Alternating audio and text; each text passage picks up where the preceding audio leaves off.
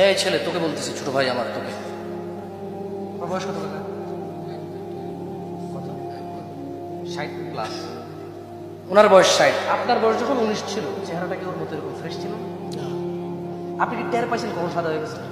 তুই পাবি না ভাই। আপনি কি টের পাইছেন বুড়ি ডেবে বাইরে গেছে? পার নাই। তাহলে সবকিছু তামাশা না, পাগল ছেলে।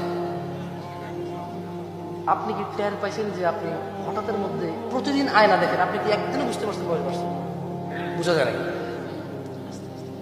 তোমার বয়স যখন 15 বছর ছিল আর এখন 19, তুমি কি কোনো পার্থক্য বুঝতে পারছো যে তোমার চেহারাটা পরিবর্তন হচ্ছে? যাও, চলে যাও, বসে যাও। ছোট ভাই আমার,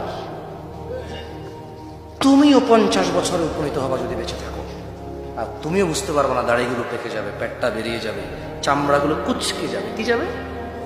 কুচকে যাবে। ওয়াল্লাহি তুমি আর দৌড়াতে পারবা না, হাঁপায়ে যাবে।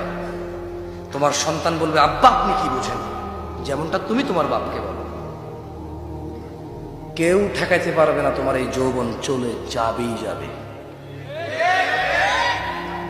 তুমি দাড়ি কাটিও না ভাই আমার। আর একটা কথা বলি, কারা কারা মুসলমান হয়ে মরতে চান?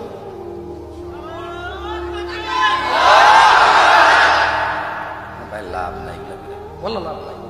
গত বছর করে নাই এরকম? গত বছর করে নাই, আগামী বছর করবে। ব্যাস, এই স্লোগান বাজি বন্ধ করো ভাই আমার, স্লোগান বাজি বন্ধ করো। দিন শিখো, অনুভব করো। আমি মানি আমি ফেরেশতা না। আমি মানি আমার চাইতে অনেক উন্নত চরিত্রের মানুষ এখানে আছে, আমি মানি। তোমরা আমাকে আনছো বলার জন্য, সেই যোগ্যতায়, সেই ক্ষমতায়, সে আপ্যায়ন আমি বলতেছি। আদারওয়াইজ আমার বলার ক্ষমতা নাই এখানে। আমার চাইতে অনেক শিক্ষিত মানুষ এখানে আছে বেশি।